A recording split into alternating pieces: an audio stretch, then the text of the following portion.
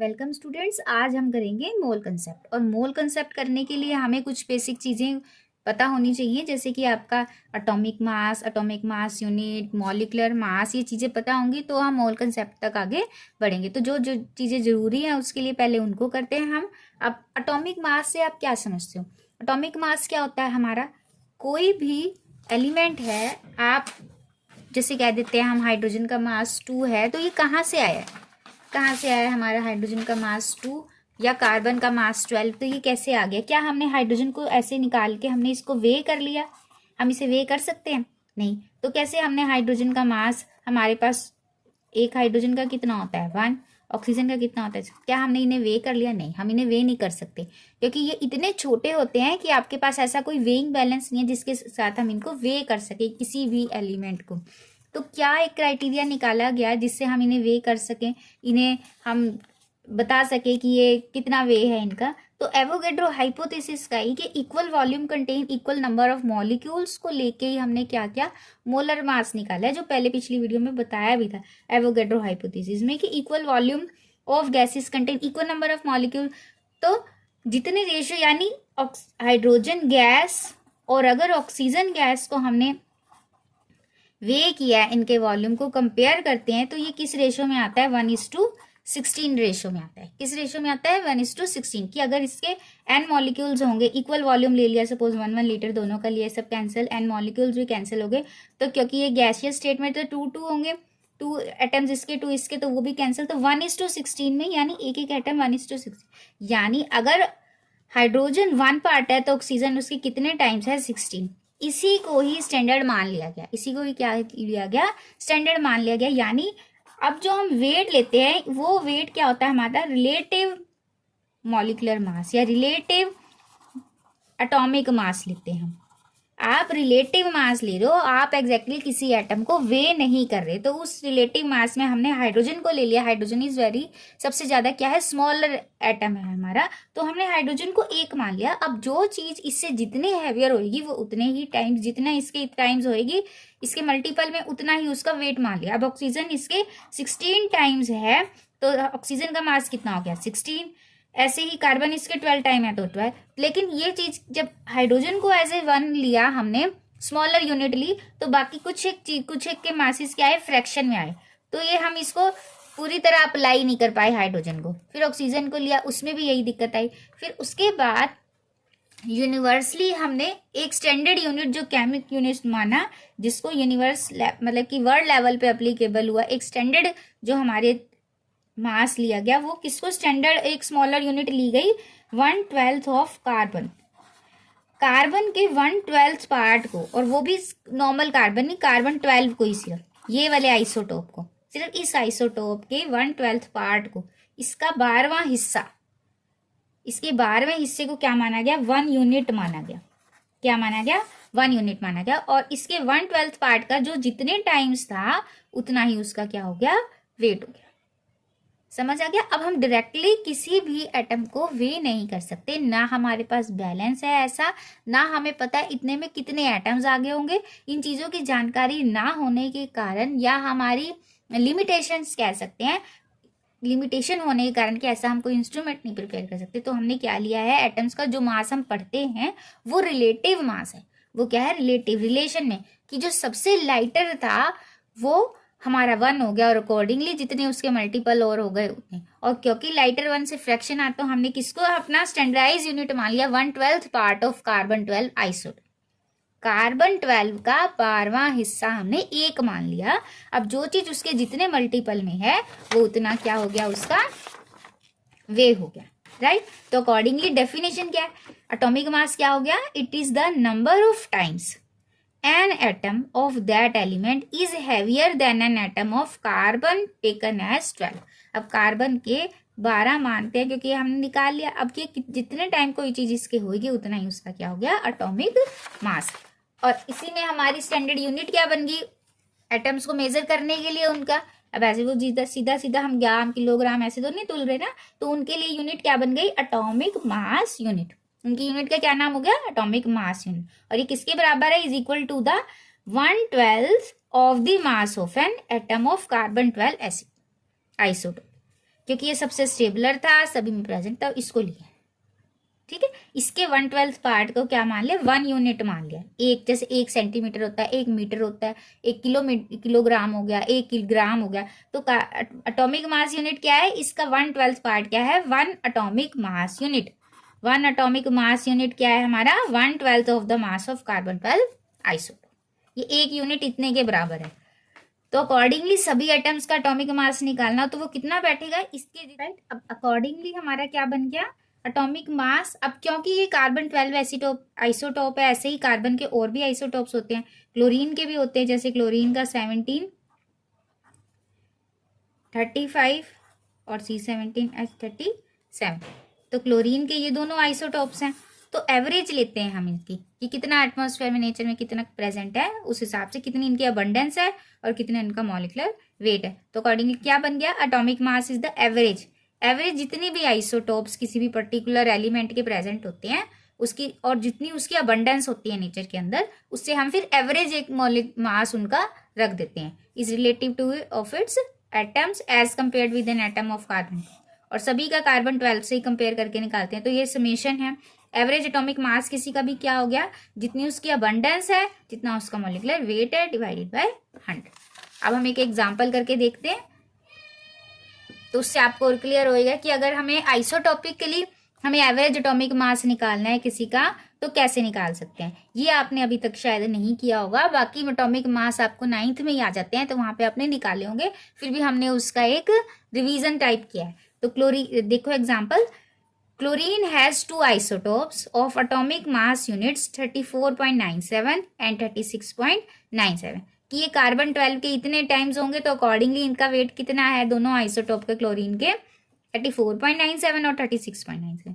The relative abundances of these 2 isotopes are 0.755 and 0.245, right.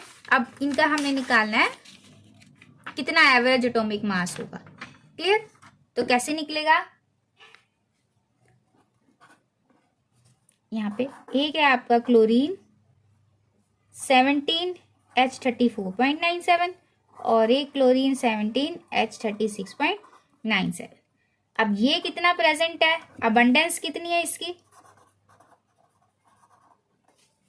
0.755 और इसकी कितनी है 0.245। तो एवरेज मॉलिक्यूलर मास कितना हो गया आपका,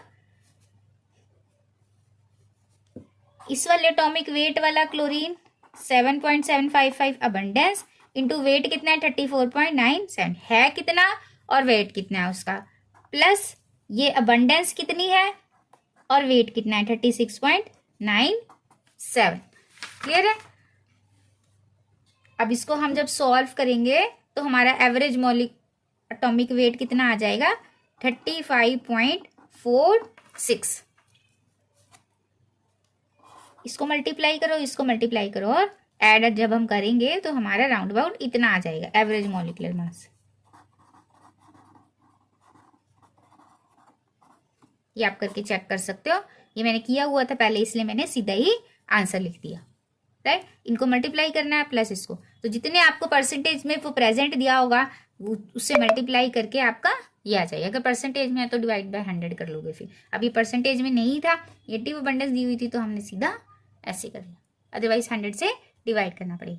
क्लियर है। तो ये होता है एवरेज एटॉमिक मास। आइसोटोप होते हैं same atomic number but different masses. अगर ऐसे आइसोटोप की फॉर्म में एलिमेंट्स प्रेजेंट होते हैं तो हम उनका मॉलिक्यूलर मास एवरेज लेके चलते हैं। क्या लेके चलते हैं, एवरेज लेके चलते हैं।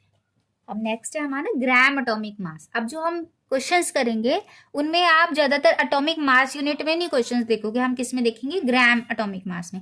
कि हम किसी भी की जो एटॉमिक मास है उसको सिंपली किस में रिप्रेजेंट कर देंगे, ग्राम में। अब जैसे कार्बन से ही लेते हैं, carbon 12 AMU atomic mass unit है।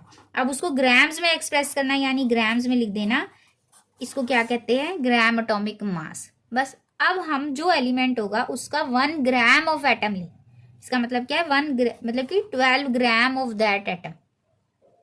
हम ऐसे तो 1 ग्राम ऐसे तो माप नहीं सकते एटॉमिक मास यूनिट, क्योंकि बहुत छोटी है। तो हम किस में, अब हमें तो हमारी जो वे करने की मशीन है हमें इसी में ही वे करके देती है ना, जैसे ग्राम, किलोग्राम, और ये क्योंकि छोटे एलिमेंट्स है तो हम ग्राम में लेके चल रहे हैं। तो हम इनको इसी फॉर्म में एक्सप्रेस करेंगे जिस फॉर्म में हमारे लिए वर्केबल है ये। तो इसीलिए इसको किस में कन्वर्ट किया, एटॉमिक मास यूनिट को हमने ग्राम। इसका मतलब है 12 ग्राम ऑफ एटम ऑफ उस एलिमेंट का हमने कितना ले लिया, 12 ग्राम ऑफ दैट एलिमेंट। हमने ये क्वांटिटी इसी की ही ली है। अब जितना इसका ये क्या हो गया, इसका स्टैंडर्ड हो गया। हमने एटॉमिक मास यूनिट को सिंपली ग्राम्स में लिखा है। अब हम एटॉमिक मास यूनिट में तो उसको मेजर नहीं कर लेंगे क्योंकि वर्केबल नहीं है ये। हम उसको किस चीज में एक्सप्रेस करते हैं, ग्राम्स में, ताकि हमारे लिए इसकी वर्केबिलिटी बढ़ जाए, ताकि हम जो भी हमारा एक्सपेरिमेंटल काम है या कुछ भी है हम ग्राम में ही मेजर कर सकते हैं। हमने कोई चीज एक्सपेरिमेंट करना है, कुछ करना है रिएक्शन, तो हम तो ग्राम में मेजर कर सकते हैं ना। तो हम यानी कि 12 ग्राम ऑफ दैट एलिमेंट लेना, मतलब एक फिक्स, मतलब कि जितना उसका एटॉमिक मास यूनिट है उससे कंपेरेबल है। अब ये हमें आगे बहुत काम आएगा। तो हम इस सिंपली इन्हें ग्राम्स में एक्सप्रेस करना, इसका मतलब हो गया 12 gram of an atom of an element of an molecule, उसका 12 ग्राम। अब जैसे हाइड्रोजन होगा तो उसका 1 ग्राम एटम, हाइड्रोजन का 1 ग्राम, तो वो उसके मॉलिक्यूलर मास से क्या हो गया, कंपेरेबल हो गया। लेकिन हमारी अकाउंटेबिलिटी भी बढ़ गई क्योंकि हमने ग्राम में लिया। अब इसका 1 ग्राम, इसका 1 ग्राम, सब एक फिक्स है हमारा ग्राम मॉलिक्यूलर मास। अब ये हमारे एटम्स हैं, ऐसे ही मॉलिक्यूल्स का हो गया। मॉलिक्यूल जैसे हमारा कोई भी आप ले सकते हो, H2O है, H2O का मॉलिक्यूलर मास क्या हो गया, जितना इसका फॉर्मूला है और उसको ग्राम्स में कर दो, कितना हो गया, ये 2 × 1 प्लस ऑक्सीजन 16, कितना हो गया 18। अब इसको AMU की जगह अगर हम G में लिखेंगे तो वो क्या बन गया हमारा, ग्राम मॉलिक्यूलर मास। क्या बन गया हमारा, ग्राम मॉलिक्यूलर मास। इसको हम बोल देंगे कि हमारा the molecular mass expressed in grams is called gram molecular mass. अब हमारा 18 ग्राम ऑफ H2O, इसके इतने ग्राम अगर हम लेते हैं तो वो हमारा क्या बन जाएगा, इसका ग्राम मॉलिक्यूलर मास। ग्राम्स में सिंपली एक्सप्रेस करने को, ताकि हमारा वर्क बढ़, मतलब कि जो हमारे लिए वर्केबिलिटी है वो बढ़ सके। अब ऐसे एक एग्जांपल देखो, क्योंकि ये छोटी छोटी चीजें आगे मोल्स के क्वेश्चंस करने में हेल्पफुल होगी। Calculate the molecular mass of glucose. अब ये ग्लूकोज का फॉर्मूला है C6H12O6। मॉलिक्यूलर फॉर्मूला कैसे निकालते हैं, जितना उसका पर्टिकुलर एटम का मास होगा और जितना वो फॉर्मूले में प्रेजेंट होगा उससे मल्टीप्लाई करना। अब हमने इसको, कार्बन का कितना मास होता है 12, हाइड्रोजन का कितना होता है 1, ऑक्सीजन का कितना होता है 16, राइट। अब कार्बन प्रेजेंट कितने हैं 6 और हर एक का मास कितना है 12, तो 6 × 12। अब हाइड्रोजन कितने हैं 12, हर एक का मास कितना है 1, प्लस ऑक्सीजन कितने हैं 6, हर एक का मास कितना है 16। ये बन गया। अब इसको ऐड कर दो तो वो पूरे ग्लूकोज का क्या आ जाएगा, मास आ जाएगा।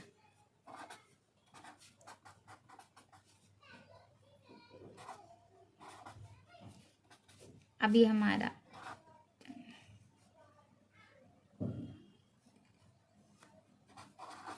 180 आ गया,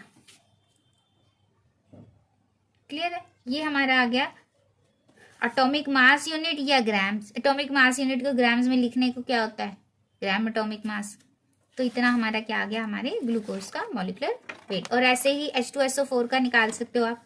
तो एक बार आप वीडियो को पॉज करके बेटा खुद प्रैक्टिस करो। H2SO4 का निकालो। सल्फर होता है 32, ऑक्सीजन 16 और हाइड्रोजन 1। तो कितना आ जाएगा, 2 × 1 प्लस 32 प्लस 16 × 4। ये 1 था तो किसी से मल्टीप्लाई करने की जरूरत नहीं है, तो ये 2 आ गया, ये 32 आ गया।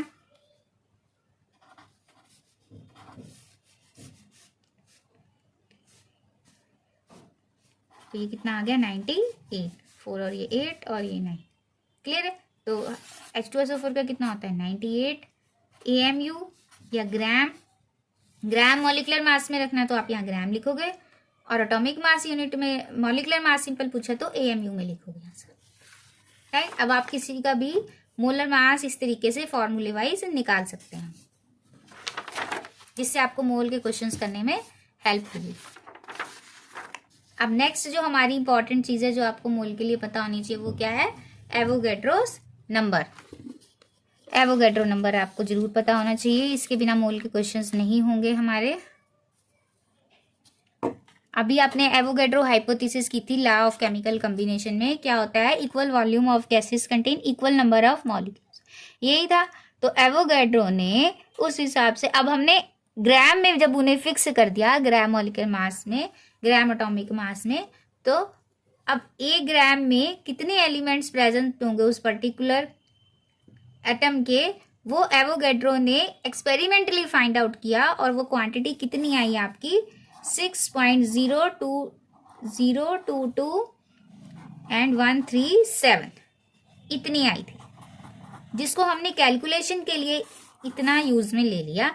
ये 7 सिग्निफिकेंट नंबर तक हमारे पास अवेलेबल थी, जिसको हमने कहा कैलकुलेशंस के पॉइंट ऑफ व्यू से थोड़ा कम किया है, और कहाँ तक ले लिया हमने 4 सिग्निफिकेंट नंबर तक। इसको कहते हैं एवोगैड्रो नंबर। ये एक्सपेरिमेंटल है कि 1 ग्राम ऑफ पर्टिकुलर एटम में, मैंने बताया है कि आप ग्राम में तोल सकते हो, एटॉमिक मास यूनिट में नहीं तोल सकते। तो हमने अपनी सुविधा के लिए, ताकि हमारा काम आसान हो सके, वर्केबिलिटी बढ़ जाए काम करने की, कोई भी केमिकल रिएक्शन या कुछ भी आप काम करोगे, हम ग्राम्स में, जो जिस यूनिट में हम वे कर सकते हैं उसी में इसको ले आए, ग्राम्स में ले आए। तो जब हमने 1 ग्राम ऑफ पर्टिकुलर एटम को वे किया, तो उसमें कितने नंबर ऑफ हमने एटम्स, मॉलिक्यूल्स या पर्टिकुलर जो भी एंटिटीज थी वो निकाली, वो कितनी निकलेंगी, हमेशा नंबर कितना होगा, ये एक्सपेरिमेंटल फाउंड डाटा है, जिसको आपको एज इट इज याद रखना है, राइट। वो कितनी है हमारे 6.022 इंटू 10⁻23। इसको कहते हैं एवोगैड्रो नंबर। इसको क्या कहते हैं, एवोगैड्रो नंबर होता है ये हमारा, जिसको हमने वर्केबिलिटी आसान बनाने के लिए यहाँ तक लिया है सिर्फ। क्लियर है स्टूडेंट्स। अब ये नंबर यानी कि किसी भी एलिमेंट का 1 ग्राम ऑफ एटम किसके बराबर है, इतने नंबर ऑफ एटम्स, इतने नंबर ऑफ मॉलिक्यूल्स, इतने नंबर ऑफ सारी चीजें। अगर आप 1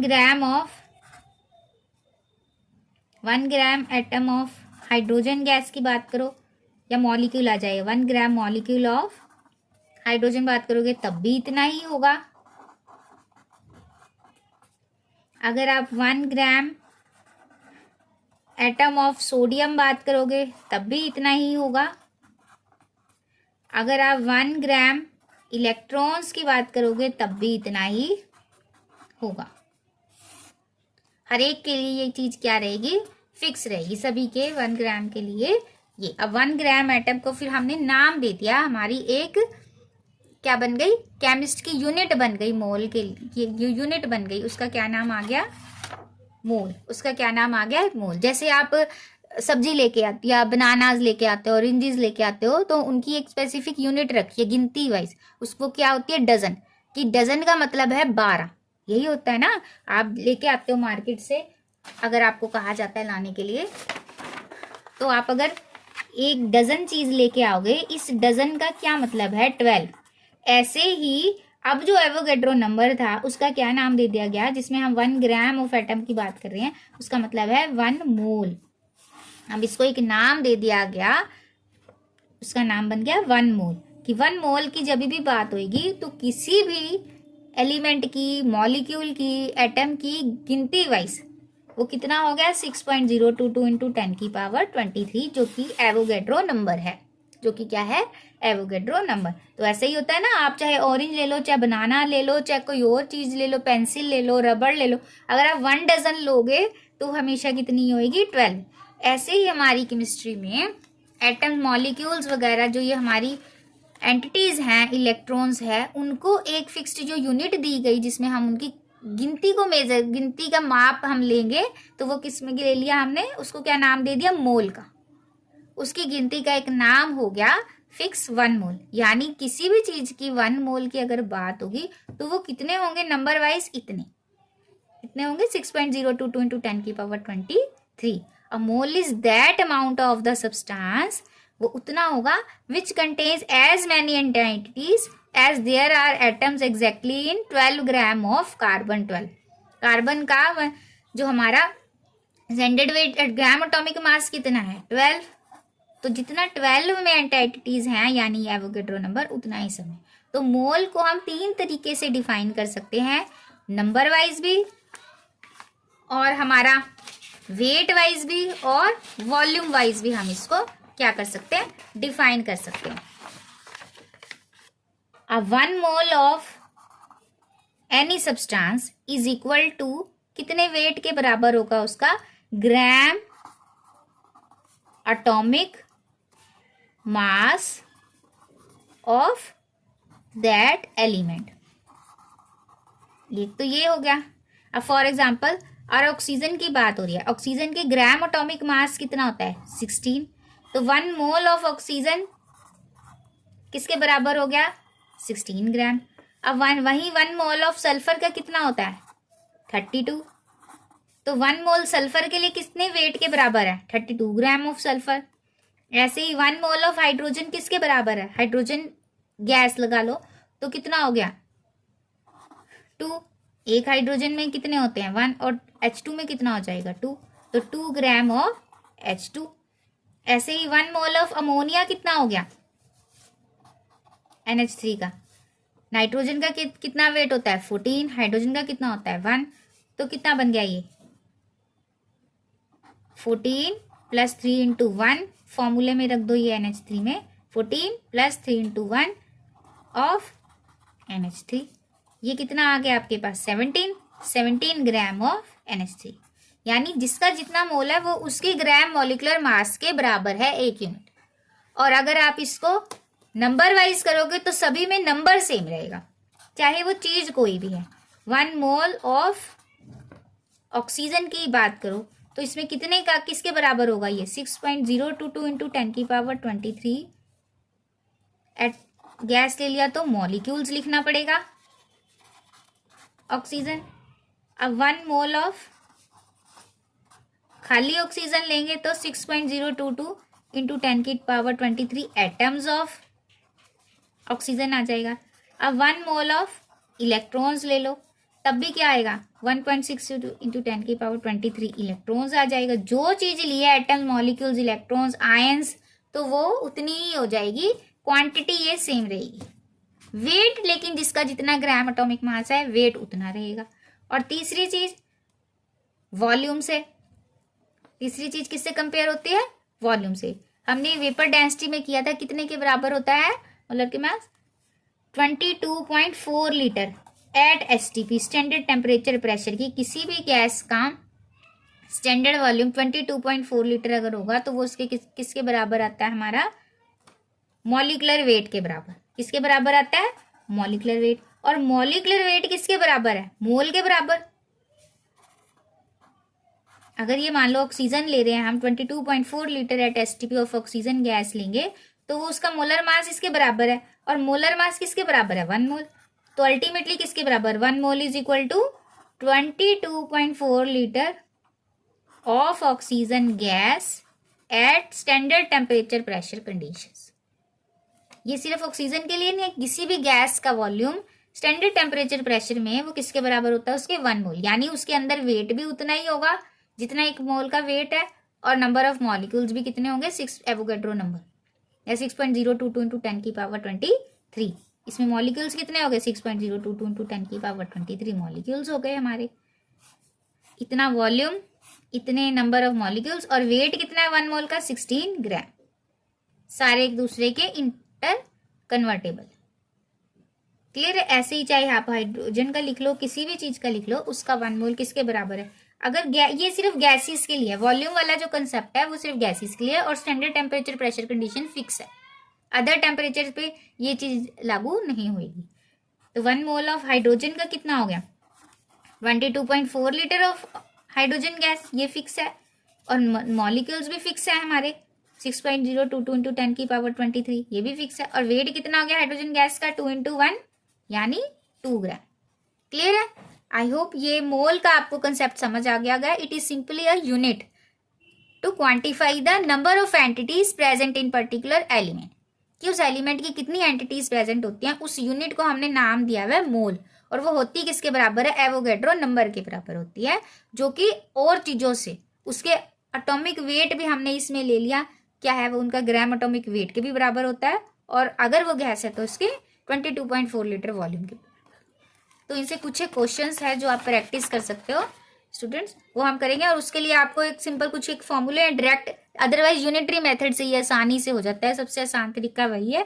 फॉर्मूले अगर नहीं भी याद रहते तो मोल निकालने हैं, वेट दिया है तो कैसे निकलेगा, mass of substance upon molecular weight, जो उसका ग्राम एटॉमिक मास होगा वही लिखना है नीचे।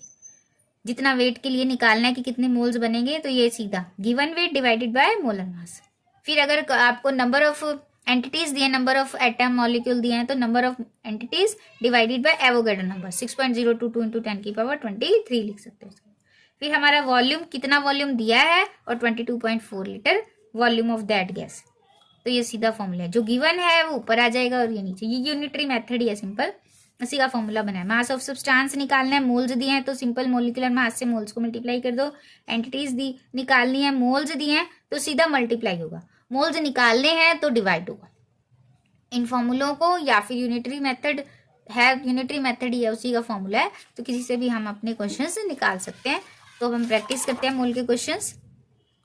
फर्स्ट है, स्टार्ट करते हैं स्टूडेंट्स। ये मोल्स वाले क्वेश्चन बड़े इंपॉर्टेंट हैं, इनकी आप प्रैक्टिस करोगे तो आगे जो भी हमारे मोल से रिलेटेड है, हमारे सॉल्यूशन वाले क्वेश्चंस, वो आपको इजी हो जाएंगे करने को। तो आपका बेस है एक तरीके से ये क्वेश्चंस, तो ध्यान से करें स्टूडेंट। और एक मैं करवाऊंगी, उसके बाद नेक्स्ट आप पहले प्रैक्टिस करें, फिर आपने क्वेश्चंस को करना है। तो स्टार्ट करते हैं। Calculate the mass of an atom of silver. अब सिल्वर का ऐसे एटॉमिक मास कितना होता है, 108 AU इतना होता है। अब क्या करना है हमें, इसका क्या निकालना है, मोलर मास निकालना है एक एटम का। ये जो है ग्राम एटॉमिक मास है, एक मोल का मास है, एक अकेले एटम का मास नहीं है कि हम, क्योंकि एक एटम को हम तोल थोड़ी सकते हैं। ये किसका मास है, 1 ग्राम एटम का मास एक तरीके से। तो ये हमारा मास ऑफ 1 मोल कितना है हमारे पास सिल्वर का, 1। और एक मोल में कितनी होती है क्वांटिटीज, कितनी होती है 1 मोल का मतलब 6.022, which implies 6.022 into 10⁻23 atoms of silver का वेट कितना है, 3 atoms weight is equal to 108। और एक एटम का वेट कितना हो जाएगा, मास ऑफ 1 एटम कितना हो जाएगा, 108 डिवाइडेड बाय 6.022 इंटू 10⁻23। एक का मास इतना आ जाएगा, इतने सारों का मास हमारा ये है। अब इसको आप सॉल्व करोगे, अब ये तो सीधा ऊपर ले जाओ, 10⁻23। अब इतना वेट थोड़ी हो सकता है एक एटम का, मास ऑफ एन एटम। इसको तो हमने छेड़ना नहीं है, ऐसे ही है, 6 से ही काट लो सीधा 0.0। अगर बिल्कुल पॉइंट में काटना है तो ये हमारा राउंड अबाउट आ जाएगा 6 5 और ये यहाँ पे 4 आ जाएगा, पॉइंट लगेगा 6 पॉइंट्स, फिर 7 आ जाएगा और पॉइंट 9 तो अगर हम इसको करेक्ट लिखें तो 73 इंटू 10⁻⁻22। एक मैंने यहाँ से कैंसिल करके इधर लेके, राइट, इतने ग्राम हो जाएगा, कैलकुलेट कर सकते हो। ठीक है स्टूडेंट, थोड़ी बहुत कैलकुलेशन हमने सीधे 6 से करके निकाल लिया। इसको अगर हम इग्नोर भी करते हैं तभी राउंड वाइड इतना, यहाँ पे ही एंड में डेसिमल में फ़र्क आएगा थोड़ा बहुत, तो आप ऐसे कर सकते हो ताकि कैलकुलेशन को थोड़ा इजी कर सके हैं। अब इतना हमारा एक का आ गया, यानी ये जो मास होता है 1 मोल, ये एक एटम का मास नहीं होता, ये इतने सारे एटम्स का मास है। 1 मोल का मतलब क्या है, इतने नंबर ऑफ एटम, तो जो मास भी हुआ है वो इतने एटम्स का हुआ ना। एन एटम का निकालना है तो इससे आपको इस क्वांटिटी से डिवाइड करना है। क्लियर है, समझ आ गया सबको। तो आप इसका अ मॉलिक्यूल ऑफ CO2, अब calculate the mass of a molecule of CO2 यानी कार्बन डाइऑक्साइड, इसका मास निकालना है। अब एक का अब ऐसे ही इसमें भी सेम करना है आपको। कार्बन डाइऑक्साइड का पहले मॉलिक्यूलर मास निकालो। कार्बन का कितना होता है 12, ऑक्सीजन का कितना होता है 16, तो CO2 का वेट कितना हो गया 12 प्लस 12 इंटू 1 12 ही रहा, प्लस 2 इंटू 16, ये 12 प्लस 32 44 ग्राम आ गया। क्लियर है। अब यानी कि 1 मोल का मास कितना है, mass of 1 mole of CO2 is equal to 44 gram. और 1 मोल का मतलब कितने हैं 6.022 इंटू 10 की power 23 molecules, weight is equal to 44 gram. Weight of 1 molecule is equal to 44 divided by 6.022 into 10 की पावर 23। ऐसे ही सेम इसको निकालोगे तो कितना आ जाएगा हमारा, ये मैंने कैलकुलेट कर रखा है पहले ही, तो 7.307 इंटू 10 की पावर -23 ग्राम। क्लियर है। तो ऐसे आप निकालोगे, एक एटम का निकालना है तो एवोगैड्रो नंबर से सिंपली डिवाइड करना है। यहां तक आ गया स्टूडेंट समझ आपको। नेक्स्ट क्वेश्चन देखो, हाउ मेनी, अब ये डिफरेंट टाइप का क्वेश्चन है, how many atoms and molecules of sulphur are present in 64 gram of sulphur. कितने एटम्स और मॉलिक्यूल्स प्रेजेंट है आपके 64 ग्राम ऑफ सल्फर के अंदर। अब हमें ये निकालना है। क्लियर। अब इस क्वेश्चन में देखो, how many atoms and molecules of sulphur are present in 64 gram of sulphur. Sulphur की एटॉमिक यूनिट दी हुई है कि कितनी मॉलिक्यूलरिटी है उसकी, S8 की फॉर्म में एग्जिस्ट कर रहा है वो, तो उसके 1 मोल का कितना मास होगा, मास ऑफ 1 मोल ऑफ S8। अगर ये यहाँ पे नहीं देता तो हमने सल्फर एज इट इज भी लेके चल सकते थे कि सीधा सल्फर। अब ये दे रखा है तो इसका मतलब कितना हो गया, एक सल्फर का 32 है तो 8 का कितना हो गया हमारा 54 और ये 256, इतना आ गया स्टूडेंट्स। अब वो 1 मोल का वेट इतना है, यानी कि हाउ मेनी एटम्स पूछा है ना हमें, तो अब हम इसको किसमें एंटिटीज निकालनी है हमें। इसका मतलब तो कितना है एवोगैड्रो नंबर, यानी कि 6 पॉइंट जो हमारा 256 ग्राम ऑफ सल्फर कितने के बराबर है 6.022 इंटू 10 की पावर 23 एटम्स मॉलिक्यूल्स। ये मॉलिक्यूल्स में है ना अभी तो एसिड की फॉर्म में, तो ये तो इसके मॉलिक्यूल्स हैं क्योंकि इसी का वेट लिया 256। ये थोड़ा पास ले, 256 ग्राम ऑफ सल्फर इतने, और हमें कितने के निकालने दिया है 64 ग्राम ऑफ सल्फर किसके बराबर हो गया। अब 256 ग्राम ऑफ सल्फर इतने मॉलिक्यूल्स और 64 ग्राम ऑफ सल्फर क्या हो जाएगा, this divided by 256 into 64। Clear है। तो कितना आ जाएगा हमारा, ये हम जब सॉल्व करेंगे तो हमारा काट के आ जाता है 1.506 इंटू 10 की पावर 23। सिंपली ये काट के हमारा आंसर आ जाएगा इतने मॉलिक्यूल्स। अब हमें मॉलिक्यूल्स मिल गए। अब एक मॉलिक्यूल में कितने सल्फर हैं 8, तो इतने मॉलिक्यूल्स में कितने सल्फर हो जाएंगे, सिंपली 8 से मल्टीप्लाई करना है।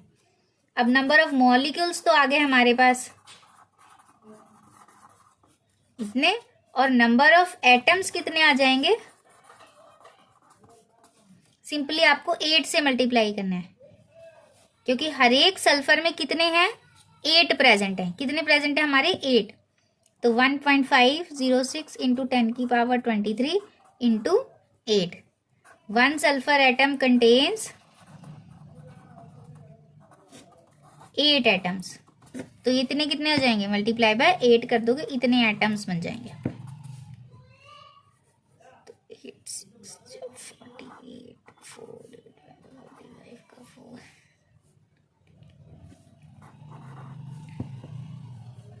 तो इतना 10 की पावर 23 एटम्स या फिर 24 हमारा ये आंसर आ जाएगा। क्लियर है। अब हमें एटम्स और मॉलिक्यूल्स निकालने हैं तो हमने पहले एसिड का वेट निकाला, अब ये वेट हो गया 1 मोल ऑफ सल्फर का वेट, 1 मोल के सल्फर का वेट आ गया। अब 1 मोल से ही हम एंटिटीज को कंपेयर कर सकते हैं, यानी 256 ग्राम ऑफ सल्फर यानी S8 कितने के बराबर है, एवोगैड्रो नंबर के, और 64 ग्राम ऑफ सल्फर कितने के बराबर हो गया, दिस डिवाइडेड बाय 256 इंटू 64, वहां से हमारे पास नंबर ऑफ मॉलिक्यूल्स आ गए। और हमें पता है एक मॉलिक्यूल जो सल्फर का है उसमें 8 एटम्स प्रेजेंट है, तो इतने मॉलिक्यूल्स में कितना हो गया, इंटू में 8। ये अब नेक्स्ट क्वेश्चन अलग है वॉल्यूम से रिलेटेड, एक एक टाइप का मैं यहाँ करवा रही हूँ ताकि आप बाकी खुद प्रैक्टिस कर सको। Calculate the volume occupied by 10⁻22 molecules of a gas at 300 kelvin and 760। अब ये स्टैंडर्ड टेम्परेचर प्रेशर नहीं है, प्रेशर तो स्टैंडर्ड है लेकिन टेम्परेचर होना है 298 केल्विन। अब ये उससे थोड़ा चेंज है तो इसमें एक स्टेप एक्स्ट्रा है। अब सबसे पहले 1 मोल से कंपेयर कर लो, 1 मोल में कितने मॉलिक्यूल्स होते हैं, calculate the volume occupied by 10⁻22 molecules of a अब 1 मोल ऑफ अ गैस का क्या मतलब है, एट STP के लिए अगर हम देखें तो उसी से ही होएगा, कितने नंबर ऑफ मॉलिक्यूल्स STP पे होते हैं, 6.022 इंटू 10⁻23, और वॉल्यूम कितना होता है 1 मोल का, 22.4 लीटर, इतना वॉल्यूम होता है।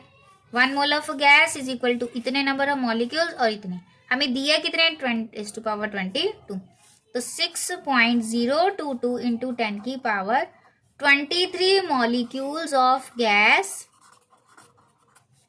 Eight STP is equal to 22.4 litre, और 10⁻22 मॉलिक्यूल्स फिर किसके बराबर हो गए,